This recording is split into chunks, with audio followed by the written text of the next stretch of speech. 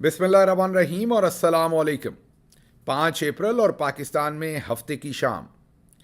आज अभी तक की अहम खबरें हैं और मेरा तज्जिया। सबसे पहली खबर आपके सामने लाड़काना सिंध से रखते हैं, जहां पर बहुत ही दिलचस्प सूरत हाल बन गई है। पहली तकरीर की है जुल्फ़कार अली भुट्टो जूनियर, जी हाँ, मुर्तज़ा भुट्टो के साहबजादे और जुल्फ़कार अली भुट्टो के पोते। उन्होंने अपनी पहली सियासी तकरीर की है। तकरीरें तो उन्होंने पहले भी की होंगी, लेकिन पहले वो सियासत में सरगर्म नहीं थे। हाल ही में उन्होंने अपनी रहायशगाह पर एक गालिबन इफ्तार डिनर किया था, जिसमें उन्होंने ये ऐलान किया था कि अब वो शायद सियासत में इंटर होने जा रहे हैं। इस एंट्री के बाद ये उनकी पहली तकरीर थी। छोटा सा टुकड़ा आपको सुनवाएंगे, साथ आपको बिलावल जरदारी का एक टुकड़ा सुनवाएंगे और फिर आपको समझ आएगी कि क्यों एक तकरीर, जी हाँ, सिर्फ एक तकरीर ने बिलावल भुट्टो की मेरा ख्याल 100 बार की जो लॉन्च थी उसको तबाह करके रख दिया है। ज़ाहिर है कि लीडरशिप के लिए ये बहुत इंपॉर्टेंट होता है कि वह लोगों के जज्बात की तर्जुमानी करे, लोगों के साथ कम्युनिकेट कर सके, और उसके लिए मुकामी लैंग्वेज का जानना और उसके अंदर बातचीत करना। असल बात तो अपना मैसेज समझाना है ना। अगर आप लोगों की ज़ुबान ही नहीं समझते, आप अपना मैसेज ही उन तक कन्वे नहीं कर सकते, तो फिर जज्बात, इमोशंस और उन मैसेजेस के अंदर छुपे हुए जो आप ये कहें कि डिकोडेड या इनकोडेड मैसेजेस हैं, वो तो बिल्कुल ही आप उनके अंदर समा नहीं सकते। तो इन हालात के अंदर आप पहले ये ज़रा एक एक टुकड़ा सुनिए, फिर इसके साथ कुछ कॉन्स्पिरेसी थेरीज भी जुड़ी हुई हैं, उस पर भी बात करते हैं। लेकिन पहले ज़रा ये जिसको आज सोशल मीडिया पर असली भुट्टो कहा जा रहा है, और मैं यहाँ वाजे कर दूँ कि असली भुट्टो इसलिए नहीं कि वो मुर्तज़ा भुट्टो के बेटे और जुल्फ़कार अली भुट्टो के पोते हैं और बिलावल नवासे हैं। मेरा नहीं ख्याल ये वजह है। मेरा ख्याल है बिलावल की जो बदतरीन परफॉर्मेंस है वो वजह है कि आज लोग इनकी परफॉर्मेंस को देख के उन्हें भुट्टो साहब के करीब तर महसूस कर रहे हैं, और उनकी पहली ही तकरीर जो है वो इस वक्त पाकिस्तान में वायरल हो चुकी है। तो पहले ये ज़रा टुकड़ा देखिए। जुल्फ़कार अली भुट्टो कोई बादशाह नहीं था, जुल्फ़कार अली भुट्टो कोई शहंशाह नहीं था, जुल्फ़कार अली भुट्टो कोई सुल्तान नहीं था। जुल्फ़कार अली भुट्टो अवाम का नौकर था, और हम आपके भी नौकर हैं। शहीद मीर मुर्तज़ा भुट्टो भी तुम्हारा नौकर था। वो पूरे पाकिस्तान, पूरे सिंधी अवाम के नौकर था, चाहे मुसलमान हो, चाहे हिंदू हो, चाहे मसीही हो, चाहे सिख हो।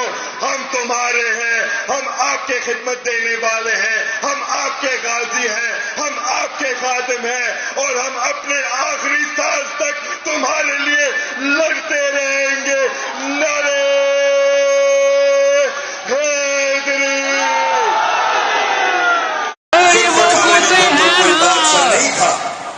क्या करे, उनको तो जरदारी बोल दिया है। हर चीज के पीछे उनको जरदारी नजर आता है। उनको तो इसलिए आपने, मेरा ख्याल है कि फ़र्क आपके सामने है।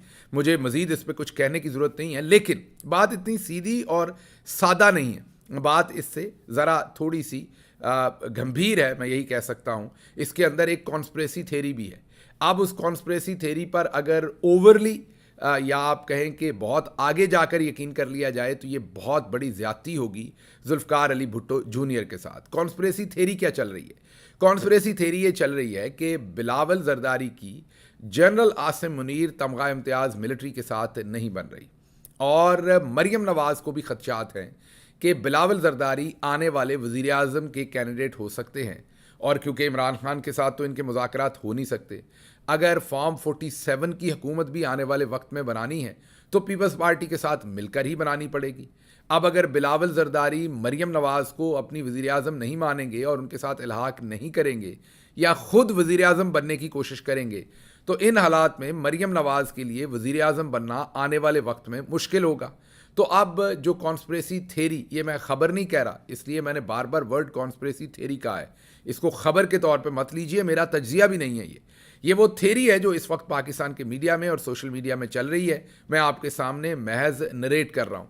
अब थेरी ये है कि मरियम साहबा ने जनरल आसिम मुनीर साहब से रिक्वेस्ट की कि बिलावल के जो नट बोल्ट है उन्हें थोड़ा टाइट किया जाए, उन्हें ज़रा थोड़ा सा उनकी हदूद के अंदर लाया जाए, वरना आने वाले वक्त में वो मेरे लिए, मेरी कुर्सी के लिए ख़तरनाक होंगे। अब इस सारे सिनारियों में कहा यह जा रहा है कि बिलावल साहब के साथ, ये तो आपने पहले भी खबरें सुनी थी कि जनरल आसिम मुनीर को वो पसंद नहीं है या उनका कोई पर्सनालिटी क्लैश है, लेकिन उसका कोई इफेक्ट होते हमने नहीं देखा। बिलावल की मौजें वैसे ही लगी हुई हैं, सिंध में भी इनकी मौजें वैसे ही लगी हुई हैं, जरदारी साहब की ऊपर लगी हुई हैं, नीचे गवर्नर्स हैं। बिलावल को हाल ही में 9 अरब रुपए भी मिले हैं और उनके हर एमएनए को 25-25 करोड़ रुपए भी मिले हैं। तो बिलावल की मौजें सब जगह पे लगी हैं, लेकिन बहरहाल ये कॉन्स्पिरेसी थेरी मार्केट के अंदर थी कि उनकी नहीं बनती। अब वही कॉन्स्पिरेसी थेरी वाले ये कह रहे हैं कि जो मुर्तज़ा भुट्टो के साहबजादे जुल्फ़कार अली भुट्टो जूनियर, भुट्टो साहब के जो पोते हैं, उनकी जो ये एंट्री है, इसके पीछे फ़ौज है, मीन फ़ौजी क़यादत है, इसके पीछे आईएसआई है, इसके पीछे एजेंसीज़ हैं, क्योंकि वो बिलावल भुट्टो को कर्टेल करना चाहते हैं।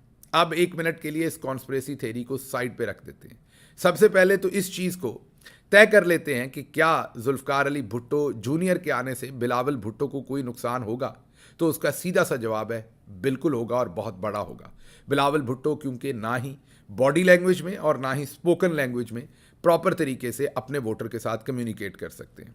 उनके बारे में एक का बनाया गया और कि वो बहुत समझदार है, लेकिन जो उन्होंने रोल प्ले किया और जिस तरह की उन्होंने स्टेटमेंट्स 26वीं आईनी तरमीम में दी, ब्रूटल मेजॉरिटी और दूसरी चीज़ें, ब्रूट मेजॉरिटी और दूसरी चीज़ें, वो आपको सब कुछ याद होगा। और आप मेरा ख्याल कुछ भी नहीं भूले होंगे कि कैसे वो फसाइयत के साथ खड़े हुए, तमाम वो काम जिसका क्रेडिट वो लेने की कोशिश करते थे, उनकी वालदा लेने की कोशिश करती थी, जो उनके नाना के साथ जुल्म हुआ था उसके ऊपर आज वो सब कुछ वही कर रहे हैं, बल्कि उनको तमगे दे रहे हैं। जी आप दुरुस्त समझ रहे हैं, जिन लोगों ने ये सब कुछ उस वक्त किया आज उनको तमगे मिल रहे हैं, और वो भी जरदारी साहब के हाथों। तो ये तो आपने देख लिया कि कोई अक्लमंदी वाली बात भी नहीं है, सियासी पुख्तगी वाली बात भी नहीं है। एक होता है ना कि आपने वोट करना है लेकिन आप अपना चेहरा नहीं देते उस काम को। मसलन 26वीं आईनी तरमीम में अगर आपने वोट भी करना था, वोट कर देते, फजल रहमान साहब के घर जाकर उन्हें मनाकर वहाँ पर ये कहना मीडिया के साथ बात करते हुए कि ब्रूट मेजॉरिटी भी यूज़ करने की ज़रूरत पड़ी तो हम करेंगे। ये बिलावल जरदारी साहब की वो मैं ये कहूँगा नाआक़बत अंदेशी थी। तो कम्युनिकेशन का भी इशू है, पर्सनैलिटी का भी इशू है, लैंग्वेज का भी इशू है, एक्सप्रेशन का भी इशू है। इन तमाम सिचुएशंस के अंदर जब हम जुल्फ़कार अली भुट्टो जूनियर को देखते हैं तो उनका कम अज़ कम एक्सप्रेशन का इशू नज़र नहीं आता। उनका जो एक्सप्रेशन है, लैंग्वेज है, कनेक्शन है। और फिर जो मैंने पिछले चंद सालों में देखा है, जो जुल्फ़कार अली भुट्टो जूनियर हैं वो थोड़े मलंग टाइप हैं। अब वो असल में हैं या बने हुए हैं ये तो खुदा जानता है, लेकिन वो ज़मीन पे बैठते हैं, लोगों के साथ खाते हैं, आम सिचुएशन में रहते हैं। जबकि बिलावल जरदारी जो हैं वो 7 स्टार ज़िंदगी गुजारते हैं, और उनके चंद दोस्त हैं जो उनके इर्द गिर्द फिरते हैं, वो बिल्कुल ऐसे ही हैं जैसे अंडे से निकला हुआ जो चूज़ा हो। मैं ये डेरोगेटरी वे में नहीं कह रहा, लेकिन उसे आप सिल्क के अंदर लपेट कर बस उसका ख्याल करें। तो बिलावल जरदारी अंडे से निकलने के बाद, मैं सियासी तौर पर कह रहा हूँ, उस सिल्क के कपड़े के अंदर हर वक्त रहते हैं। उनको कभी आप रफ एंड टफ या लोगों के दरमियान नहीं देखते। तो कंपैरिजन में जो जुल्फ़कार अली भुट्टो जूनियर हैं वो आपको ज़्यादा अवामी लगते हैं। आपने अपनी तकरीर भी देखी उनका, आप वो हमेशा सिंधी टोपी पहनते हैं, वो उनकी जो दाढ़ी और मूछें हैं, जिस तरह के वो कपड़े पहनते हैं, एक बटन ऊपर वाला खुला रखते हैं अक्सर, बड़ी उनकी अवामी किस्म की पर्सनालिटी है, अवामी किस्म के तरीके से वो इंटरेक्ट करते हैं।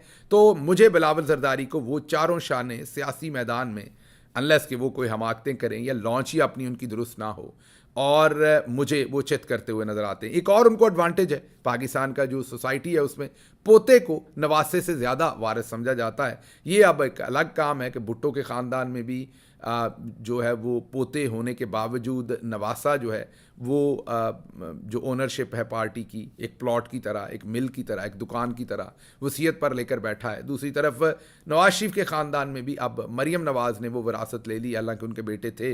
बहरहाल कोई भी ले, मेरे हिसाब से तो ये विरासत वाला काम ही गलत है, लेकिन मैं ये बता रहा हूँ कि जुल्फ़कार अली भुट्टो जूनियर को उस पर भी एडवांटेज होगा। अब आते हैं आखिरी पार्ट जो कॉन्स्पिरेसी का है कि क्या इन्हें इस्टेब्लिशमेंट ने लॉन्च किया है। हो सकता है, हतमी तौर पर यह बात मेरी समझ में नहीं आती, क्योंकि जुल्फ़कार अली भुट्टो जूनियर यहीं थे और बहुत देर से थे, और यही उनका परसोना था। अगर उन्हें इस्टेब्लिशमेंट ने लॉन्च करना होता तो बहुत पहले करते। मेरे ख्याल में ये जो सिंध का मामला बना है नेहरू का, अब आपने यहाँ ये भी सोचना है कि अगर उन्हें इस्टेब्लिशमेंट लॉन्च करेगी तो टाइमिंग अच्छी नहीं है लॉन्च करने की। टाइमिंग इसलिए अच्छी नहीं है कि बिलावल जरदारी या जरदारी साहब अगर डबल गेम खेल भी रहे हैं तो किसके साथ खेल रहे हैं? इस वक्त इस्टेब्लिशमेंट के साथ खेल रहे हैं। किस चीज़ की, कि नहरें बननी चाहिए कि नहीं बननी चाहिए। अब अगर इस काम में जूनियर को, जुल्फ़िकार अली भुट्टो जूनियर को लॉन्च करेंगे तो वो तो नहरों के वैसे ही खिलाफ हैं, तो मिलिट्री का वो जो चोलिस्तान वाला प्लान है वो तो फिर ख़राब हो जाएगा। तो मुझे लग नहीं रहा कि इसके अंदर मिलिट्री है, लेकिन कॉन्स्पिरेसी थेरी ज़रूर मौजूद है। मैं ऐसी चीज़ों के ऊपर, क्योंकि ये हमाकत होती है कि आप हतमी राय कायम कर लें, हतमी राय कायम नहीं करूँगा। आपके साथ मिलके इसे वेट एंड वॉच करेंगे। आपको भी मैं कहूँगा कि आप भी वेट एंड वॉच करें। मैं आपके कमेंट्स बहुत ही गौर से पढ़ता हूँ। आप में से कुछ लोग तो बहुत ही ज़हीन और उम्दा कमेंट्स लिखते हैं, लंबे लंबे कमेंट्स लिखते हैं। मुझे जितना भी वक्त लगे, मेरी कोशिश होती है कि तमाम जो कंस्ट्रक्टिव और ऐसे कमेंट्स हैं जो एक भले क्रिटिकल भी हों लेकिन जिनमें कोई प्रोडक्टिव बात है, मेरी समझ में आने की बात है, वो ज़रूर उनको पढूं। तो ज़रूर बताइएगा आप इस सिचुएशन में क्या सोचते हैं। लेकिन ये ज़रूर है कि सिंध की पॉलिटिक्स जो है उसमें एक मैं तब्दीली आते हुए कुछ ना कुछ जो है वो ज़रूर देख रहा हूँ। आगे चलते हैं। जरदारी साहब हॉस्पिटल में हैं। किसी की बीमारी का मजाक तो नहीं उड़ाना चाहिए। अब ये मैं नहीं उड़ा रहा, डॉक्टर आसिम से, जो जरदारी साहब के मौलिज हैं और उनके इन्वेस्टिंग पार्टनर भी हैं, वो आपको पता है पेट्रोलियम के वज़ीर भी रहे हैं, क्योंकि वहाँ पर माल मोटा बनता है। तो बहरहाल जरदारी साहब की ये जो फिजिशियन है आसिम, डॉक्टर आसिम, उनसे सहाफ़ी ने बड़ा ही अजीब सवाल पूछा। नॉर्मली तो ऐसे सवाल नहीं पूछे जाते। उन्होंने कहा ये कोरोना सियासी तो नहीं है। आगे से सवाल वाले ने भी पूछने की अखीर कर दी, आगे से जवाब देने वाले ने उससे भी अखीर कर दी। उन्होंने ये कहा कि ये कोरोना तो असली ही है लेकिन ये ख़तरनाक नहीं है, नुकसान देने वाला कोरोना नहीं है। तो जरदारी साहब 1-2 दिन में बाहर आ जाएंगे। तो वाज़े नज़र आ रहा है इवन उनके डॉक्टर के बयान से कि वो अवॉइड कर रहे थे लाड़काना के अंदर 4 अप्रैल का जो उनका एक इवेंट था पीपल्स पार्टी का, उसके ऊपर वो बातचीत करना जो है उसको हर सूरत उस बातचीत में से वो निकलना चाहते थे, मीन नहीं जाना चाहते थे वहाँ पर। और ये कोरोना, सियासी कोरोना, जैसा कि सहाफ़ी ने कहा, वो मेरा ख़्याल में एक शायद एक्सक्यूज़ के तौर पर इस्तेमाल किया गया है। बहरहाल जो भी होगा वो आपके सामने रखेंगे। अगली खबर आपके सामने रखते हैं कि IMF ने, जी हाँ, IMF ने पाकिस्तान में अब गवर्नेंस के मामले में भी तकनीकी इमदाद फराहम करने का फ़ैसला किया है। मतलब कि ये तो मैंने ज़रा टेक्निकल लैंग्वेज में कहा, दूसरे लफ्ज़ों में IMF ने ये कहा है कि तुसी बंदे दे पुत्र नहीं, आप लोग करप्ट तो हैं ही हैं और उसके साथ साथ आपको गवर्नेंस भी नहीं आती। तो अब उन्होंने अपना वफ्द भेजना, शायद 20 डिफरेंट एरियाज़ के अंदर वो पाकिस्तानी गवर्नमेंट को बताएंगे कि आपने गवर्नेंस कैसे करनी है, आपने डे टू डे गवर्नमेंट कैसे चलानी है। आप याद कीजिए कि जब स्टेट बैंक को थोड़ा सा फ़ाल किया था इमरान खान की हुकूमत में, और वो एक जायज़ बात थी कि पाकिस्तानी हुकूमत जो है वो जब दिल करता है स्टेट बैंक से नोट छाप लेती है, कर्जे ले लेती है, तो बाहर की दुनिया कैसे यकीन करे कि हमारे इकनॉमिक हालात कैसे हैं। तो थोड़ा एम्पावर किया था, जो कि एक अच्छी बात थी फाइनेंशियल स्ट्रक्चर के अंदर। तो उस पर इन्होंने कहा था कि IMF को मुल्क गिरवी रख दिया। अब इनकी अपनी हालत देखें कि IMF अभी हाल ही में चीफ जस्टिस को मिलके इंसाफ के निज़ाम के बारे में बता रहा था कि आपने फैसले कैसे करने, और दुरुस्त कर रहा था जो कुछ ये कर रहे हैं। अब IMF जो है वो इन्हें गवर्नेंस भी सिखाएगा, और इनकी वैसे हालत यही होनी चाहिए थी जो हो रही है। इसके अलावा और कुछ इनके बारे में कहा नहीं जा सकता। अच्छा, एक तरफ तो ये सिचुएशन है, दूसरी तरफ आप सुन ही रहे हैं, आजकल इंटरव्यूज सुन रहे हैं उन तमाम लोगों के जिन्होंने, जो कहते हैं हमने फ़ौज के साथ, फ़ौजी क़यादत के साथ मुज़ाकरात नहीं, इंगेजमेंट की है।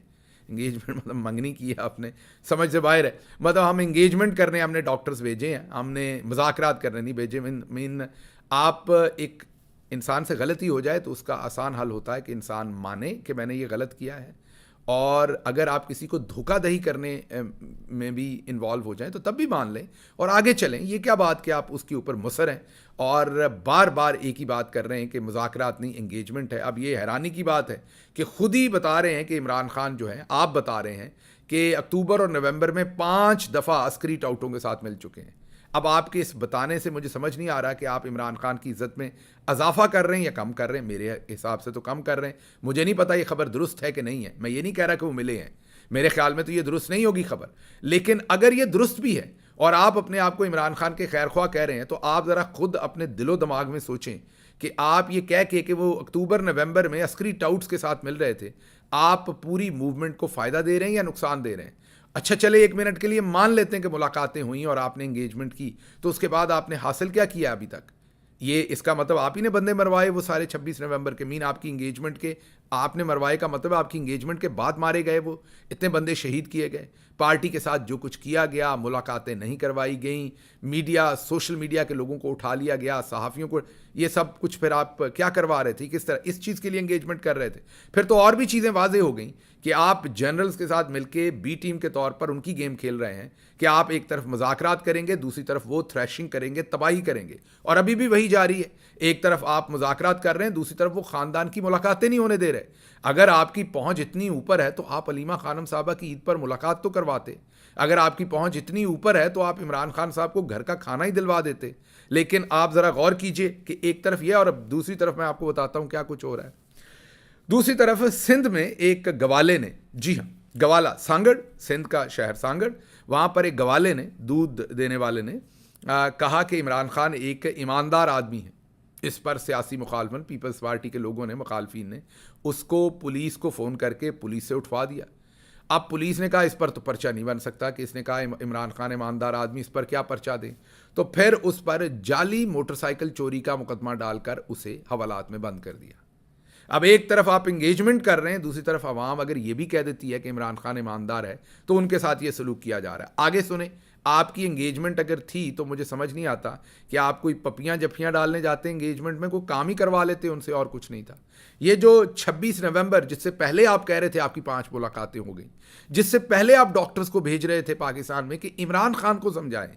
जी हाँ, आप ज़रा अपना अकल का लेवल और महवर सोचें कि आप इमरान खान को समझाने, उस वक्त आप जर्नल्स के साथ एंगेजमेंट नहीं करने भेज रहे थे। ये मोहित पीरजादा साहब बता चुके हैं कि आप डॉक्टर्स को इमरान खान को समझाने भेज रहे थे। ये तो अस्करी विंग कर रहा था सारा कुछ ये काम। अस्करी विंग चाहता था कि मार्च का जो प्रोटेस्ट है वो ना हो, तो आप भी वही चाहते थे। तो बातें तो वाज़ेह हैं कि आप इमरान खान की तरफ से नहीं खेल रहे थे, असल में आप अस्करी तरफ से खेल रहे थे। लेकिन बहरहाल उस वक्त मोहित पीरजादा साहब ने मना कर दिया और वो डॉक्टर्स पाकिस्तान नहीं गए, वरना आपने बिसात लगा दी थी। और अब आप कहते हैं 5 मुलाकातें हुई और उसके नताइज निकल आए हैं।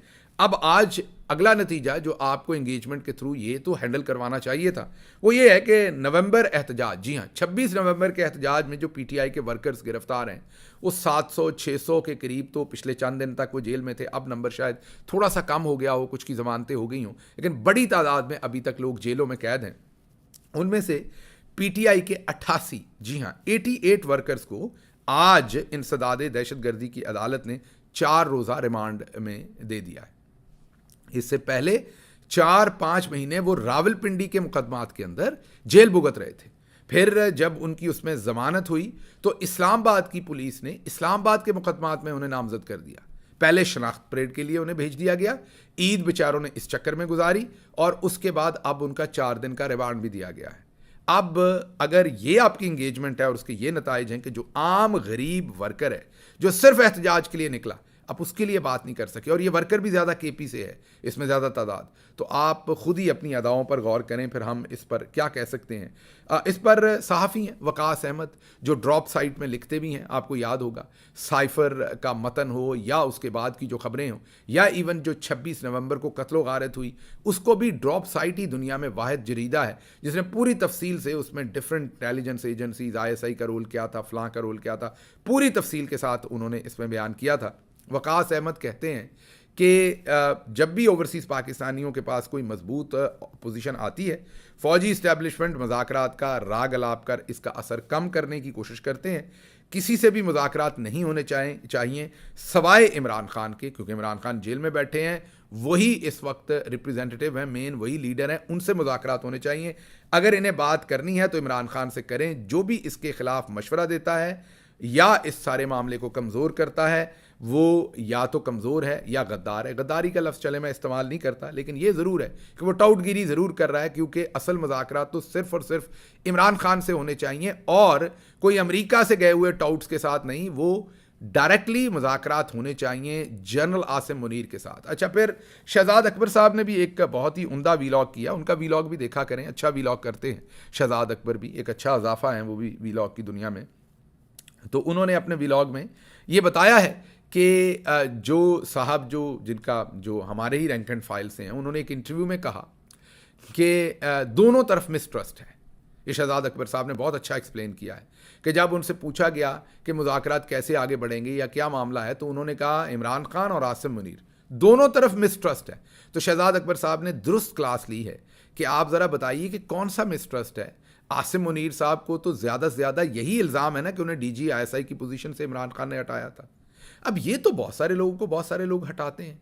मीन आप देखते हैं अक्सर मिनिस्ट्रियां चेंज होती हैं, सेक्रेटरीज, अभी मोटरवे के IG जो हैं वो चले गए हैं DGFIA को हटा दिया गया है। इसी तरह 20 रोज़ पोजीशंस चेंज होती हैं और जितने भी आपके जानने वाले ब्यूरोक्रेट्स होंगे, फौजी होंगे, आप उनसे पूछ लें, उनके लिए अमूमी बात होती है। मसलन जो DG ISPR थे उनको भेजा गया था कराची कोर कमांडर के तौर पर, वक्त से पहले ही उन्हें वहां से चेंज करके NDMA का चेयरमैन बना दिया गया। इसी तरीके से 2 कोर कमांडर पिछले चंद महीनों में बदल चुके हैं लाहौर के। तो क्या वो दोनों दुश्मन बन जाए आसिम मुनीर साहब के? नहीं, ये तो ज़ाब्ते की कार्रवाई है, लोगों को बदला जाता है, जिसका इख्तियार है वो बदलता है। तो इमरान खान ने कोई ज़ाती को कत्ल तो नहीं किया, कोई ज़ाती कोई जुर्म तो नहीं किया था आसिम मुनीर साहब के। तो ये कहना ही आपकी बददयानती है कि दोनों तरफ मिसट्रस्ट है। इमरान खान ने क्या किया है, शहजाद अकबर साहब ने ये सारा बहुत अच्छा एक्सप्लेन किया है कि दोनों तरफ किस चीज़ का मिसट्रस्ट है। इमरान खान की तो बीवी पर इद्दत का केस बनाया गया, उन पर 200 मुकदमात बनाए गए, उनके लोगों की कत्लो गारत हुई, उनकी खवातीन को जेलों में डाला गया, पार्टी तोड़ी गई, इलेक्शन लूटा गया, हर बुरा काम उनके साथ किया गया। तो उनका मिसट्रस्ट तो बनता है। लेकिन आसिम मुनीर साहब का मिसट्रस्ट इमरान खान के ऊपर क्या है? आपका ये कहना, आपका पलड़े बराबर कर देना, इमरान खान और आसिम मुनीर को बराबर रख देना और ये कह देना कि दोनों तरफ मिसट्रस्ट है, that says everything loud and clear कि आप बेसिकली चीज़ों को कैसे देख रहे हैं। अच्छा, एक और बात आपको मैं बता दूं चलते चलते कि ये 2 जो कांग्रेस मेंबर्स आ रहे हैं, मैंने पहले भी कहा 2 हो सकते हैं, 3 या 4, ये कांग्रेस मेंबर्स बिल्कुल आएंगे। इनमें से एक तो मैंने आपको बताया कि बहुत वो उनकी जो राय है, उनकी राय लगता है कि पाकिस्तानी इस्टेब्लिशमेंट के करीब तर है। कांग्रेस मेंबर हैं स्वाजी, उनकी मैं बात कर रहा हूँ, न्यूयॉर्क से हैं वो। उनकी राय काफ़ी लगता है कि वो इस्टेब्लिशमेंट के करीब तर उनकी राय है। मेरी गलत हो सकता है तज्जिया, लेकिन मुझे ऐसा लगता है। उसकी वजह शायद ये लगती है कि जो पाकिस्तानी एम्बेसडर हैं अमेरिका में, उन्होंने उन्हें बहुत एंगेज किया है। जो दूसरे कांग्रेस मेंबर जा रहे हैं वो एक तो मैंने आपको बताया था कि वो मिलिट्री के रिटायर्ड जनरल हैं साबिक, और बर्गमैन की बात कर रहा हूँ। दूसरा वो जो पाक पैक के रूए रवा हैं असद मलिक साहब, उनसे उनके ख़ानदानी मरासम हैं, बहुत अच्छे रिलेशनशिप हैं। और तीसरा मेरी और डॉक्टर आरिफ अलवी साहब की भी उनसे मुलाकात हुई थी। तो ये जो 2 डिफरेंट तरह की पर्सनालिटीज़ जा रही हैं, देखते हैं इसका नतीजा क्या निकलता है। लेकिन मैं आपको ये बता दूं कि आपको परेशान होने की बात नहीं है। ये जो भी इस्टेब्लिशमेंट के साथ मुज़ाकरात करने वाली टीम है, इनकी एक्सेस जो है इन दोनों ही, शायद दूसरी साइड पर तो हो, मुझे नहीं पता, जो स्वाजी साहब हैं उन तक तो, क्योंकि उधर इस्टेब्लिशमेंट की शायद बातचीत उधर है एम्बेसी के थ्रू, लेकिन कांग्रेसमैन बर्गमैन तक इनकी एक्सेस जो है वो इस सारे टोले की मेरे ख्याल में नहीं है। इसमें मैं डॉक्टर्स की बात नहीं कर रहा, मैं पहले भी बार बार कह रहा हूँ कि वो बेचारे इस्तेमाल हुए, उन्हें अभी तक नहीं पता चल रहा कि वो इस्तेमाल हुए हैं। उनकी गूफी ये है कि पहले उन्होंने गूफी मारी है और अब उसको वो डिफेंड करने के चक्कर में लगे हुए हैं, उनको अंदाज़ा ही नहीं है कि उनको इस्तेमाल कर लिया गया है। आखिरी बात मैं अगले सुबह के व्लॉग में आपके सामने तफसील से रखूँगा कि किस तरीके से जो ये सूरत हाल है जो डायस्पोरा की, क्या ये डिवाइड हो गई है, कोई ख़तरे की बात है, परेशानी की बात है या नहीं है, ये तफसील भी आपके सामने अगले व्लॉग में रखूँगा। मुझे यहाँ से इजाज़त दीजिए। अल्लाह आपका हामी और नासिर हो। पाकिस्तान जिंदाबाद।